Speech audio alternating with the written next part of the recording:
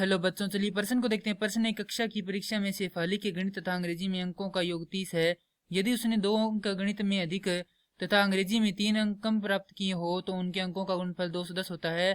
उसकी दोनों विषय में अंक ज्ञात कीजिए। तो प्रश्न को आगे हल करें उससे पहले जो प्रश्न की मुख्य अवधारणा है उस पर विचार करते हैं। तो इस प्रश्न के लिए जो मुख्य अवधारणा है वह हो जाएगी द्विघात समीकरण। अर्थात हम यहाँ पर यह देखेंगे कि द्विघात समीकरण क्या होती है। तो द्विघात तो वे समीकरण जो ax का वर्ग योग bx योग c बराबर 0 के रूप में हो, जहां a बराबर नहीं हो 0 के, तो वह द्विघात समीकरण कहलाती है। क्योंकि यदि a 0 हो जाएगा तो यह द्विघात समीकरण नहीं रहेगी। अब यहाँ पर दिया गया है कि कक्षा की परीक्षा में शेफाली के गणित तथा अंग्रेजी में अंकों का योग 30 है। तो माना गणित में बराबर x, तो यहाँ पर अंग्रेजी में अंक कितने हो जाएंगे? अंग्रेजी में अंक हो जाएंगे 30 घटाव x, अर्थात अंग्रेजी व गणित में दोनों में योग कितना है? 30 है। तो यदि 30 में से हम गणित के अंक घटा दें तो हमारे पास कितने रहेंगे? अंग्रेजी के अंक रहेंगे।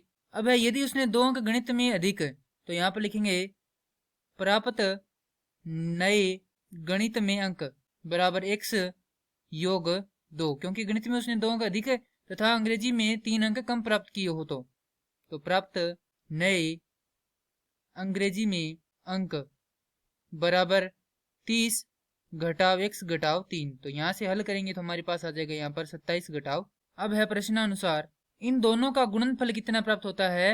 अंकों का 210 प्राप्त होता है। अर्थात x योग 2 गुणा में 27 घटाव x बराबर 210। तो यहाँ से हल करेंगे तो हमारे पास आएगा 27x घटाव x का वर्ग घटाव 2x योग 54 बराबर 210। तो यहाँ से हो जाएगा 25x घटाव x का वर्ग बराबर 210 घटाव 54, क्योंकि 54 का इधर पक्षांतरण कर दिया।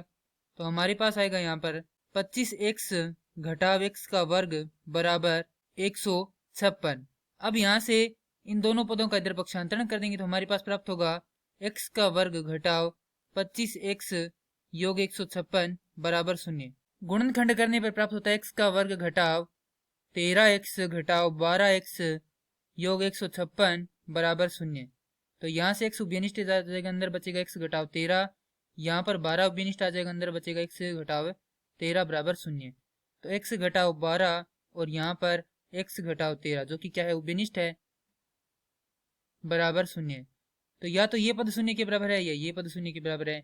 यदि हम x घटाव 12 बराबर 0 लेते हैं तो हमारे पास x का मान आता है 12, और यदि हम x घटाव 13 बराबर 0 लेते हैं तो x का मान आता है हमारे पास 13। यदि उसने गणित में 12 अंक प्राप्त किए हो तो अंग्रेजी में कितने प्राप्त करेगी? 18।